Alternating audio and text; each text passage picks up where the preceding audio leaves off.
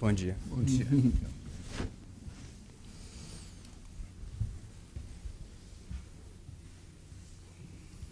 Bom, Dória, eu recebi também uma carta sua, já é do meu conhecimento essa carta, mas numa carta a gente não fala tudo o que a gente deseja. O que te traz aqui, Dória? O que é que mais te traz aqui? É o certo incômodo que eu estou tendo por estar percebendo determinadas atitudes de pessoas que me cercavam. E essas atitudes que muitas vezes não condizem com a realidade, com a minha postura, com a minha dignidade. Mas a verdade é que algumas pessoas da sociedade com as quais eu convivi a minha vida inteira estão me evitando. Algumas pessoas baixam a cabeça quando eu passo, outras comentam, eu entro num salão, uma conversa é interrompida. E isso está me incomodando mais do que eu gostaria. Espero que a gente consiga prosseguir a conversa aqui, a gente não interrompa a conversa como está sendo interrompido nos salões.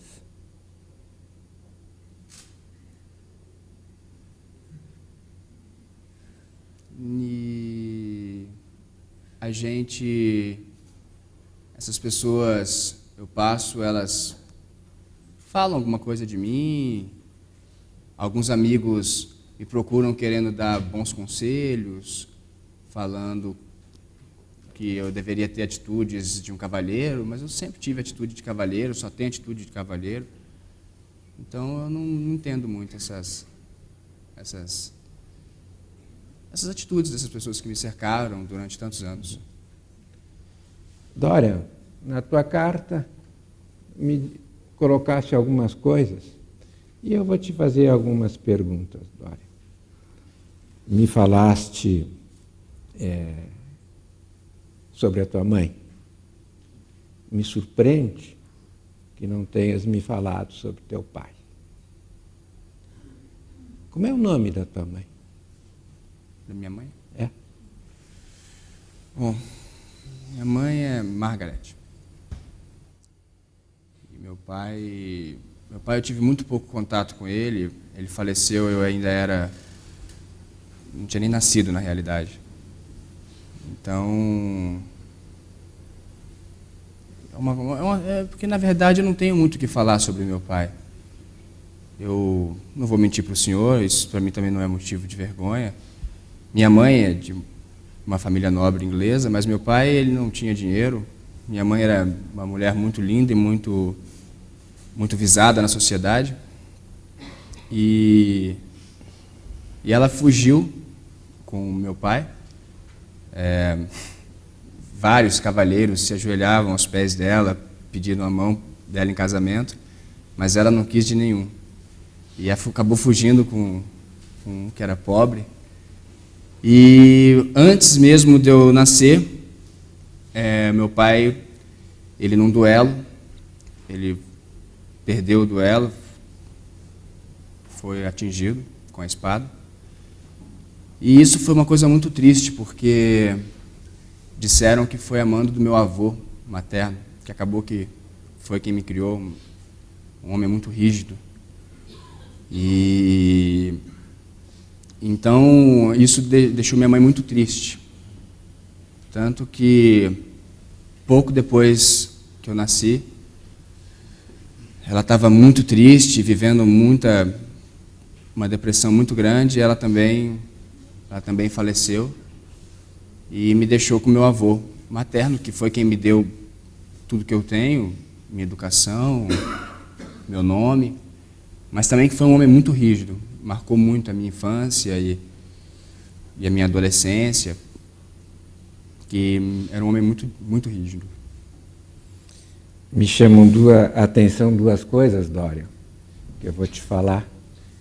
A primeira, bem, tua mãe, tão formosa e tão bela, ela, né, tendo muitos cavalheiros de joelhos, ela parece que se ajoelhou diante do pai, do teu pai, fugiu com ele. Apesar de ele ser, pelo que diz, de uma vamos dizer, de um nível inferior, supostamente.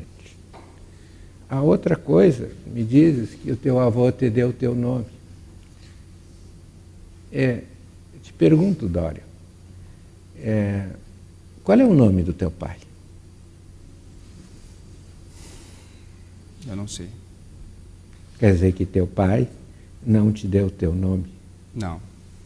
Minha mãe, toda a minha distinção veio da família materna.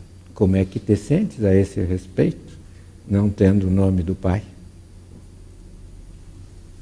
É uma coisa que já me incomodou muito, principalmente na infância, onde a gente tinha encontros, né, encontros com famílias, e na escola mesmo eu estudei no colégio interno. Então, isso foi muito difícil para mim na infância. Na adolescência melhorou um pouco, mas não é uma coisa fácil, principalmente na sociedade que a gente vive, né? Graças a, não vou dizer a Deus, mas graças a alguma coisa, eu tive minha mãe e ela me deu toda a respeitabilidade que eu tenho, a família da minha mãe. Mas não ter o nome de um pai, e ele ter morrido da forma que morreu, e toda a história ter acontecido da forma que aconteceu, hoje, eu já estou com 35 anos, eu já encaro isso de uma forma positiva. Eu acho que ela foi uma mulher muito corajosa e transgressora, como eu espero ser. Não tomando a atitude que ela tomou, mas enfrentando também essa sociedade com a qual eu não concordo em nada. Mas é uma questão muito difícil para mim, essa do meu pai, dela ter escolhido um homem que não fosse da nossa sociedade, ter fugido com ele, e toda a história dele ter morrido antes mesmo de eu ter nascido. É uma tragédia, né? Certamente. Mas me chama a atenção também, não, Dória, que tu na carta dizes que queres te apaixonar. De qualquer forma, me chama a atenção que tua mãe deve ter feito isto, executado por aquilo que queres encontrar, pela paixão. Este legado, a sensação que eu tenho, ainda te é devido, né? Não consegues te apaixonar. Eu vivi um grande amor. Eu era muito novo. Foi uma história linda, uma atriz. Eu não vou dizer o nome dela em respeito, mas... Não, diga, tudo aqui é possível, nada sai daqui, Dória. Nós estamos numa sessão íntima, tu podes confiar, daqui nada sai. Síbio Vane. Era como ela se chamava. Uma atriz linda, linda, belíssima. Logo, pouco tempo depois que eu conheci Lord Henry, o meu amigo que indicou o senhor, ele me falou determinadas coisas e um dia eu fui andando pelas umas ruas que eu nunca andava em Londres, à procura de novidades. E eu cheguei num teatro, um teatro engraçado, uma coisa mambembe, caindo nos pedaços. Eu entrei naquele teatro, não sei o que me levou a entrar naquele teatro. Eu jamais andaria por aquelas ruas. E estava ela... E aí era Romeu e Julieta. Aí começou, o Romeu era uma figura horrenda, um péssimo ator, aqueles atores que colocam caco e tudo. Imagina, um texto de Shakespeare. E de repente apareceu Sibyl, uma criatura linda, jovem, bela, uma voz. Eu me apaixonei. Assim. Comecei a ir todas as noites, sagradamente. Eu vi Julieta, eu vi todos os personagens que ela interpretava divinamente. Eu falei para ela, toda noite que eu ia, o dono do teatro queria me levar para conhecer a Sibyl. Acho que ele não estava acostumado com a presença de pessoas como eu naquele teatro. E então... Pessoas que procuravam. Pessoas, cavalheiros. Aquele teatro não era frequentado por cavalheiros. Pessoas que buscam, que entram. É. Então numa noite, numa determinada noite, já estava completamente apaixonado por ela. Eu aceitei o convite de conhecê-la e entrei no camarim. O camarim de uma atriz é um lugar muito interessante. Assim, um espelho, é bem mágico, né? E lá eu falei com ela que eu considerava uma grande atriz e ela só me chamava de Príncipe Encantado. Falaram que eu era um príncipe encantado. Foi uma bela história. Mas acabou. Como é que acabou? Acabou de uma forma muito trágica. Eu fui... eu espero que isso não saia daqui. Certamente. Eu fui visitá-la várias vezes e conversei com o Lord Henry sobre o fato de eu estar apaixonado e que eu ia me casar com uma atriz. Ele achou um debut muito banal, me apaixonar de cara por uma atriz. Mas o fato é que eu convidei ele e um pintor, grande amigo, Basil Howard, para ir ao teatro conhecer essa grande atriz. E ela interpretou terrivelmente mal naquela noite. Foi uma coisa escandalosa. E eu fiquei completamente decepcionado, porque eu tinha me apaixonado pela atriz que ela era. E então, logo após a apresentação da peça, Romeu e Julieta, os meus amigos foram embora rindo, eu fiquei lá e eu fui até o camarim falar com ela. Então eu disse a ela que tudo estava acabado, que eu não sentia mais nada por ela, que ela tinha me humilhado diante dos meus amigos, que eu ia fazer dela uma rainha dos palcos, eu ia fazer dela uma dama da sociedade, e que agora ela não seria mais nada, que ela ia continuar sendo a atriz que ela era no teatro que ela estava. Eu fui embora bem incomodado. Eu fui para minha casa, dormi muito tarde. Eu pedi para o meu criado, o Vitor, não me incomodar. Desculpe se eu te incomodo com essas coisas. Não. Se o criado aqui te incomoda com essas coisas. Imagina. E logo depois, e aí eu acordei por volta de meio-dia, o que não é muito comum, acordei muito tarde, já tinham várias cartas, inclusive de Lord Henry, eu não quis ler nenhuma. Estava muito incomodado, então dentro da minha casa eu decidi que eu ia procurá-la e ia me casar com ela, mesmo ela sendo uma atriz. Vantagem até, ela ia abandonar o teatro, ia ser minha mulher, seria uma coisa ótima. E aí eu decidi fazer isso, mas o Lord Henry praticamente arrombou a porta do meu quarto, perguntando se eu estava triste. Eu falei que estava, mas que eu já tinha superado e que eu estava decidido a me casar com Sibyl. E ele falou que isso era impossível, se eu não tinha lido o jornal, se eu não tinha lido a carta que ele me mandou. Eu falei que não. E Sibyl tinha se matado naquela noite. Ela foi encontrada morta no camarim. É uma coisa curiosa, porque se eu lesse essa história num jornal, num livro, eu choraria com certeza, é uma história muito triste. Mas quando eu vivi essa história, eu não consegui ficar triste. Eu não consegui chorar. Por um momento eu fiquei num certo estado de pânico, de o que está acontecendo. Mas pouco tempo depois eu acho que é melhor, né? Foi um fim belo, digno de uma grande atriz. E que bom que uma mulher se matou por mim, né? Pior se ela ficasse ao meu lado, me perturbando. Né? Felizmente, né? Não, me surpreende, desculpe-me te dizer, já que me escreveste uma carta e eu tenho alguns dados, e tu me dizes que as mulheres não querem sair de cena. Me surpreende, a tua mãe saiu de cena muito preteritamente da tua cena, não? Não tinhas um ano, provavelmente, por depressão, morreu, não sei se também não se matou. Me surpreende que também a Sibyl, no momento em que ela resolveu sair de cena, exatamente, né, deixar de ser as mulheres de Shakespeare,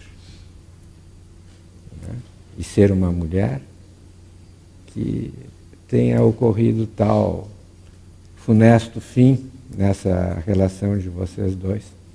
Perdeste a atriz e não recuperaste a mulher. Me surpreende. E o senhor falando agora, é uma frase que eu uso muito, né? Frase até de Lord Henry, que me ensinou essa... Mas que as mulheres não sabem a hora de sair de cena, mas as duas mulheres da minha vida souberam muito bem, né? É, exatamente o contrário do que tu me expressas aqui, né? É. Haveria alguma ligação entre as duas circunstâncias, te parece? O amor, né? As duas morreram por amor. Tanto minha mãe, quanto minha única paixão. Não compreendo bem o que tu me dizes. A tua mãe, a Margaret, a sensação que me passa é que talvez, pelo que tu me disseste, ela tenha morrido de amor pelo teu pai. Pelo meu pai. E esta outra, a Sibyl, morreu de amor por ti.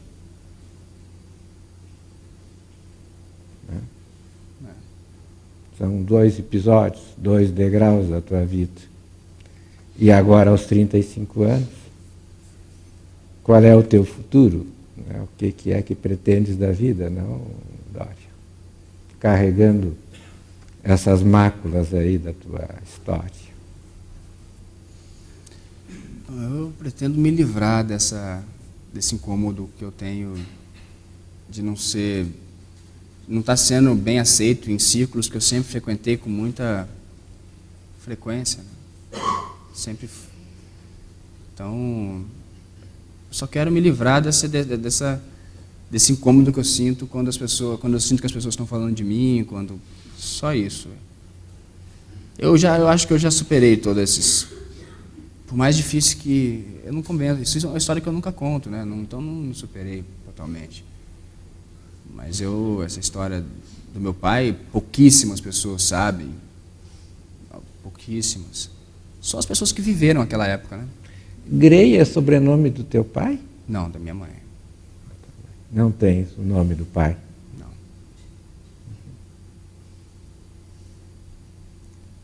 Então, é um capítulo escuro. Então, faça uma pequena reflexão, Dorian, para que a gente pense. Claro que eu estou te dizendo coisas que passam por dentro de mim, nem sei se cabem absolutamente. Mas no momento que morreu o pai, logo após, Margaret morre. Perdes o pai e perdes a mãe. No momento que morre a Sibyl, também não só morre a Sibyl, morre o homem da Sibyl. Porque depois disso, como mesmo disseste, não te animaste mais tiveste paixões. Paixões que se constituíram e se desfizeram. Não? Mas, atualmente, não. És um homem, a sensação que me passa, desacompanhado. Eu tenho alguns amigos, eu frequento muitas festas, muitos saraus, eu dou muitas festas em minha casa, o senhor até está convidado para as próximas. Muito obrigado. Mas eu acho que não vou me restringir a ficar no consultório contigo, sabe? Mas o fato é que poucos amigos. Lord Henry talvez seja... E o pintor Basil Howard também. Mas eu não tenho contato com familiares. Não. Muito pouco. Acho que nós vamos levar um bom tempo para nós nos tornarmos progressivamente familiares, nós dois, para desenvolvermos um pouco mais o que realmente te perturba. Por que é que aos 35 me buscas dessa forma? O que é que realmente está acontecendo contigo? Não sei, apenas teci algumas hipóteses.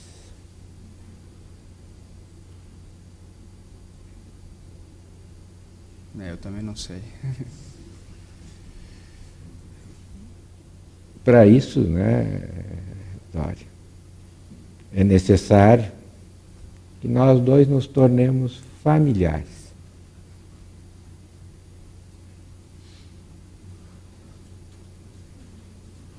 Possamos trocar confidências.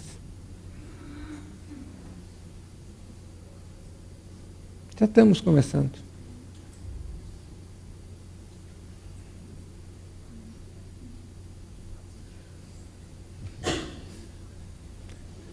Noto que tu me olhas com um olhar inquieto, algo desafiador. Não. Curioso. Eu também estou curioso para entrar aí dentro.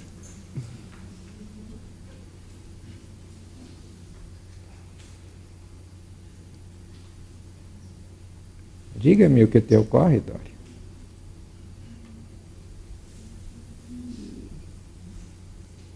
O que me ocorre em relação ao quê? A qualquer coisa.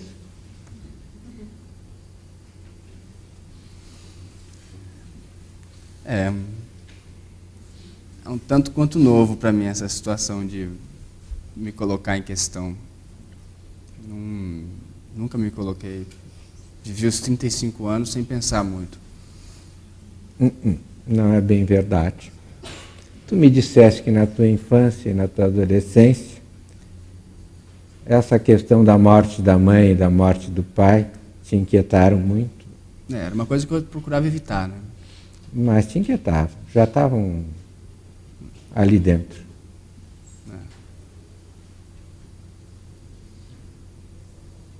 Choras muito, Dória?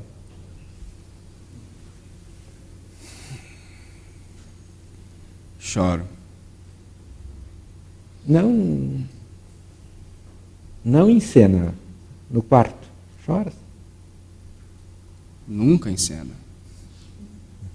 Sempre sozinho, sempre... E por que choras, Dória? Às vezes porque eu acho que está muito... Não sei, mas tudo isso que está acontecendo, a única coisa que eu tenho hoje é a sociedade, que ao mesmo tempo é uma coisa que me incomoda. Eu tenho poucos amigos, então todo o meu tempo é voltado para o estudo das artes, para estudo... E na realidade é tudo voltado para a sociedade, né?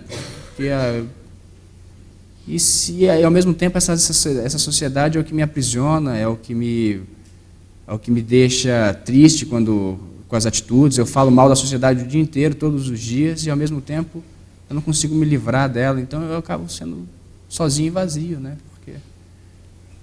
E isso me deixa triste às vezes. Eu fico me perguntando por quê. Seria porque buscas num lugar o familiar e não encontras? Porque na sociedade não é a família, né? E veja, Dória, me dizes e me trazes que não tens família. Não tenho não. Hoje em dia, mas também foi um alívio muito grande quando meu avô faleceu, porque era muito rígido e muito castrador, era uma pessoa muito difícil de lidar. Então, quando ele faleceu, foi ao mesmo tempo que era uma dor, porque era uma pessoa que estava muito próxima, toda a minha referência de família estava nele. Foi eu era livre, né? Hoje, até os 18, eu vivi com um tutor que tentava organizar minhas finanças, mas eu não respeitava muito as organizações dele. Então, mas depois disso, eu fiquei pleno. Então, era muito difícil ter a presença do meu avô.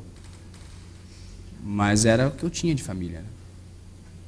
Achas que vais conseguir organizar as tuas finanças internas com esse tutor aqui? Espero que sim. Levaremos um bom tempo, não? Porque as finanças estão realmente desorganizadas, né?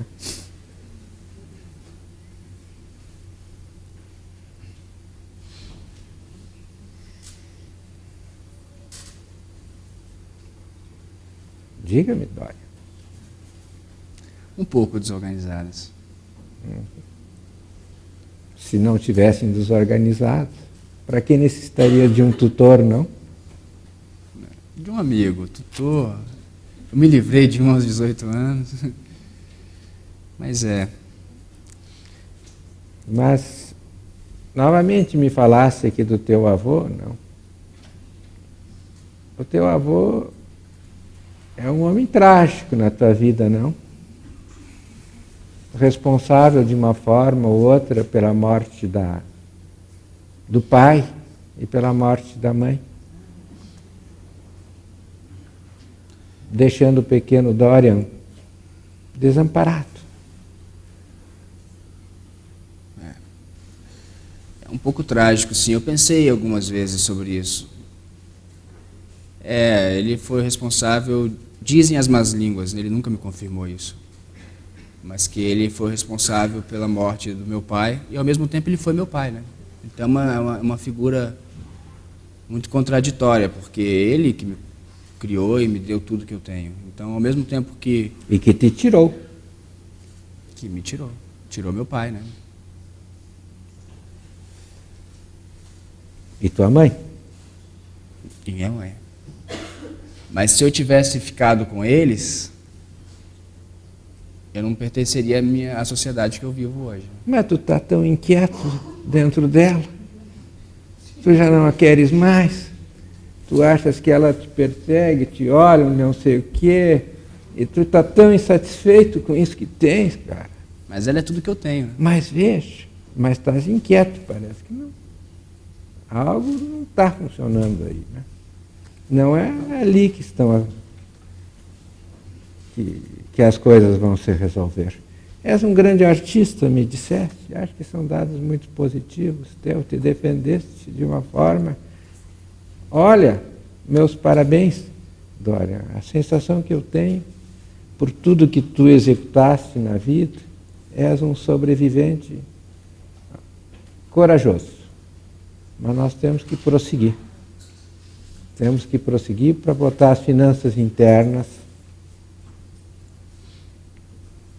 arranjar as finanças internas, melhorar, discernir melhor a questão das finanças internas, torná-las, reencontrar o familiar, que é algo não que me parece não que te falta. E que organiza a finança familiar, não só a tua, a minha, de todos.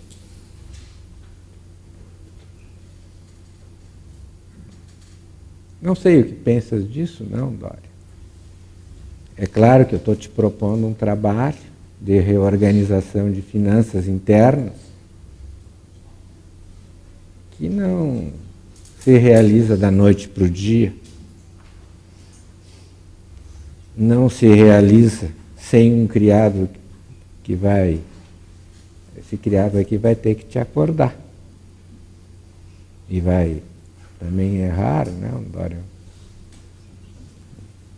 Mas, sem esse trabalho conjunto,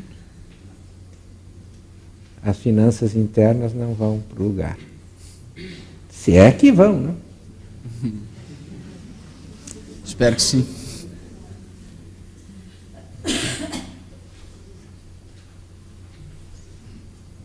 Talvez queiras dizer mais alguma coisa, Dória.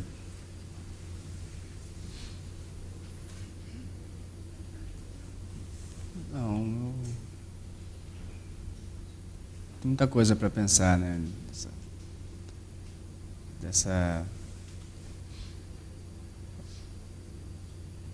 Eu só não entendi muito uma coisa, porque eu falei que o que está me incomodando é a questão das pessoas estarem virando as costas para mim. E a gente falou muito sobre meu avô, minha mãe. Eu não entendo muito essa ligação. Mas as pessoas fundamentais na tua vida viraram as costas precocemente para ti. Tu te defendeste galhardamente. Não? Aos 35, à medida que o tempo passa, que o envelhecimento ocorre, essas formas de defesa vão fraquejando. E nós temos que recuperar defesas pretéritas, defesas que te faltaram,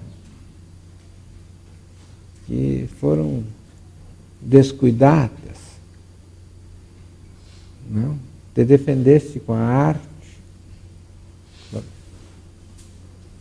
mas meus parabéns por isso, mas só isso não basta. Eu acho agora, não, é que nós vamos ter que rearranjar a finança interna.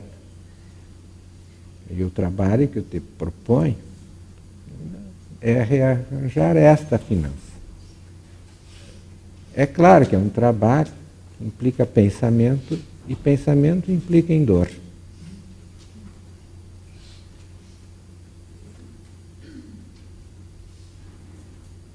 Eu me proponho a caminhar ao teu lado. Resta saber se tu te propões a isso também.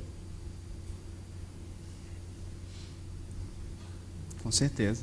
Bom, não tenho tanta certeza assim.